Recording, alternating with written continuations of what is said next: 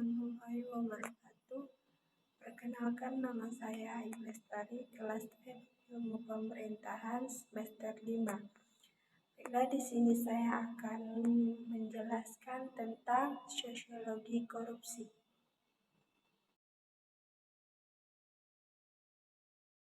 Yang pertama yaitu pengertian korupsi. Korupsi berasal dari bahasa Latin corruption, dari kata kerja corum, berarti busuk, rusak, menggoyahkan, memutarbalik, menyogok. Nah, menurut Transparansi Internasional, adalah perilaku penjabat publik baik politikus atau politisi maupun pegawai negeri yang secara tidak wajar dan tidak legal memperkaya diri atau memperkaya mereka yang dekat dengannya dengan menyalahgunakan kekuasaan publik yang dipercaya kepada mereka. Yang kedua yaitu sebab-sebab terjadinya korupsi. Penyebab terjadinya korupsi diantaranya adalah: 1. Aspek individu pelaku korupsi. Apabila dilihat dari segi si pelaku korupsi, sebab-sebab dia melakukan korupsi dapat berupa dorongan dari dalam dirinya, yang dapat pula dikatakan sebagai keinginan, niat, atau kesadarannya untuk melakukan. Sebab-sebab terdorong untuk melakukan korupsi antara lain sebagai berikut. Yang pertama yaitu sifat tamak manusia. Yang kedua, moral yang kurang kuat menghadapi godaan. Yang ketiga, penghasil kurang mencukupi kebutuhan hidup yang wajar. Keempat, kebutuhan hidup yang mendesak. Yang kelima yaitu gaya hidup konsumtif.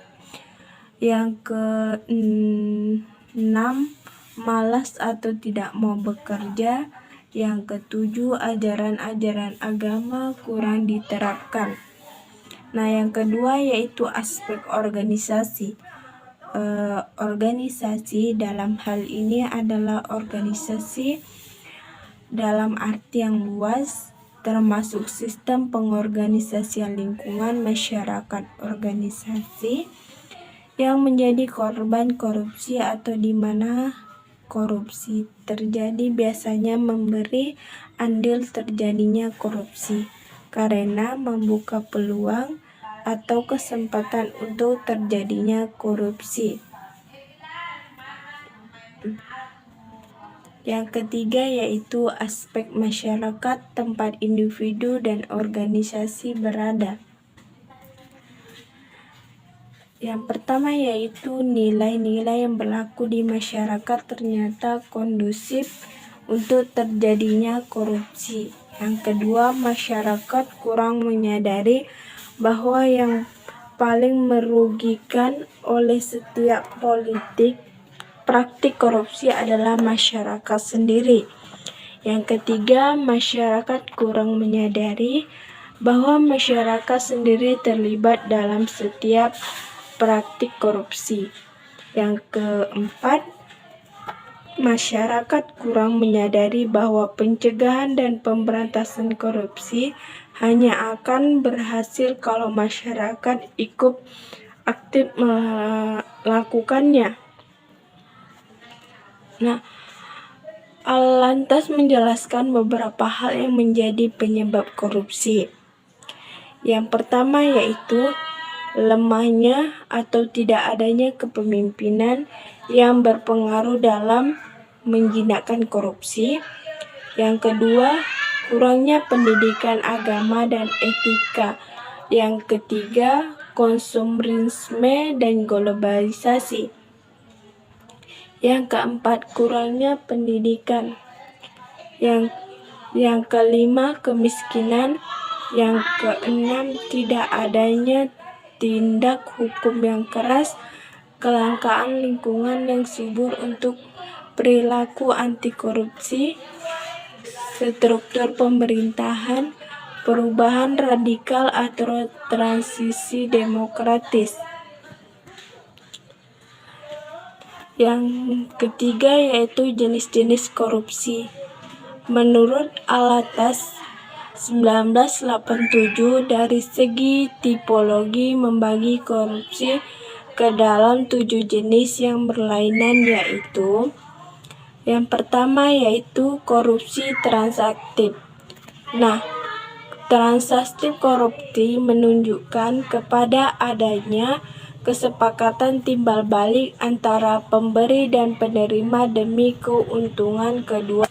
Yang kedua yaitu korupsi yang memeras atau entortif korupsi, menunjuk adanya pemaksaan kepada pihak pemberi untuk menyuap guna mencegah kerugian yang sedang mengancam dirinya, kepentingannya, atau hal-hal yang dihargainya. Yang ketiga, korupsi investif. Investif korupsi adalah pemberian barang atau jasa tanpa ada pertalit langsung dengan keuntungan tertentu, selain keuntungan yang dibayangkan akan diperoleh di masa yang akan datang. Yang keempat, korupsi perkerabatan atau nepotisme korupsi adalah penunjukan yang tidak sah terhadap teman atau sanak saudara untuk memegang jabatan dalam pemberian atau tindakan yang memberikan perlakuan istimewa secara bertentangan dengan norma dan peraturan yang berlaku. Yang kelima, korupsi defensif atau defensif korupsi adalah korban korupsi dengan pemerasan. Korupsinya adalah dalam rangka mempertahankan diri. Yang keenam yaitu korupsi autogenik atau autogenik corruption adalah korupsi yang dilakukan oleh seseorang atau seorang diri. Yang ketujuh, korupsi dukungan supportive atau supportive corruption adalah korupsi yang dilakukan untuk memperkuat korupsi yang sudah ada. Yang keempat, dampak dari tindakan korupsi. Yang korupsi berdampak sangat buruk bagi kehidupan berbangsa dan bernegara karena telah terjadi kebusukan, ketidakjujuran, dan melukai rasa keadilan masyarakat. Menyimpang anggaran yang terjadi akibat korupsi telah menurunkan kualitas pelayanan negara kepada masyarakat. Adapun dampak korupsi yang lain bisa berupa yang pertama yaitu runtuhnya akhlak, moral, integritas, dan religiusitas bangsa. Kedua, adanya efek buruk, memberi kontribusi bagi matinya etos kerja masyarakat. Keempat, terjadinya eksploitasi sumber daya alam oleh segelintir orang. Kelima, memiliki dampak sosial dan merosotnya human kapital. Korupsi selalu membawa konsekuensi negatif terhadap proses demokratisasi dan pembangunan, sebab korupsi telah mendelegitimasi dan mengurangi kepercayaan publik terhadap proses politik melalui money politik. Korupsi juga telah mendistorsi pengambilan keputusan pada kebijakan publik. Tindakannya tiadanya akuntabilitas publik serta menafikan the rule of law. Di sisi lain, korupsi menyebabkan berbagai proyek pembangunan dan fasilitas umum bermutu rendah serta tidak sesuai dengan kebutuhan yang semestinya, sehingga menghambat jangka panjang dan berkelanjutan.